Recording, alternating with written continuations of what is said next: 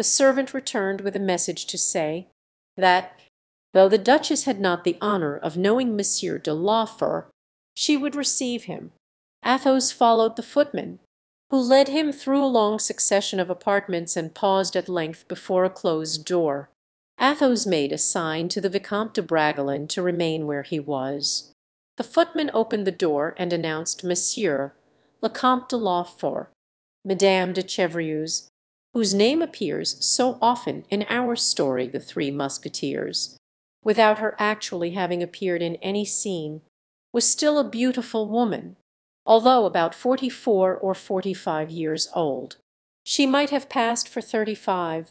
She still had her rich fair hair, her large, animated, intelligent eyes, so often opened by intrigue, so often closed by the blindness of love. She had still her nymph-like form, so that when her back was turned she still was not unlike the girl who had jumped, with Anne of Austria, over the moat of the Tuileries in 1563. In all other respects she was the same mad creature who threw over her amours such an air of originality as to make them proverbial for eccentricity in her family. She was in a little boudoir, hung with blue damask, adorned by red flowers, with a foliage of gold, looking upon a garden and reclined upon a sofa, her head supported on the rich tapestry which covered it. She held a book in her hand, and her arm was supported by a cushion. At the footman's announcement she raised herself a little and peeped out, with some curiosity. Athos appeared. He was dressed in violet-tinted velvet, trimmed with silk of the same colour. His shoulder knots were of burnished silver. His mantle had no gold nor embroidery on it, a simple plume of violet feathers adorned his hat. His boots were of black leather, and at his girdle hung that sword with a magnificent hilt that Porthos had so often admired in the Rue Furin. Splendid lace adorned the falling collar of his shirt, and lace fell also over the top of his boots. In his whole person he bore such an impressive high degree that Madame de Chevreuse half rose from her seat when she saw him and made him a sign to sit down near her. Athos bowed and obeyed. The footman was withdrawing, but Athos stopped him by a sign. "Madame," he said to the Duchess, "I have had the boldness to present myself at your hotel without being known to you. It has succeeded. Since you deign to receive me, I have now the boldness to ask you for an interview of half an hour." "I grant it, monsieur," replied Madame de Chevreuse with her most gracious smile. "But that is not all, madame. Oh, I am very presuming, I am aware. The interview for which I ask is of us two alone, and I very earnestly wish that it may not be interrupted. I am not at home to any one," said the Duchess de Chevreuse to the footman. "You may go." The footman went out. There ensued a brief silence, during which these two persons, who at first sight recognized each other so clearly as of noble race, examined each other without embarrassment on either side.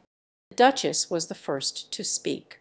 "Well, sir, I am waiting with impatience to hear what you wish to say to me, and I, madame," replied Athos, "am looking with admiration."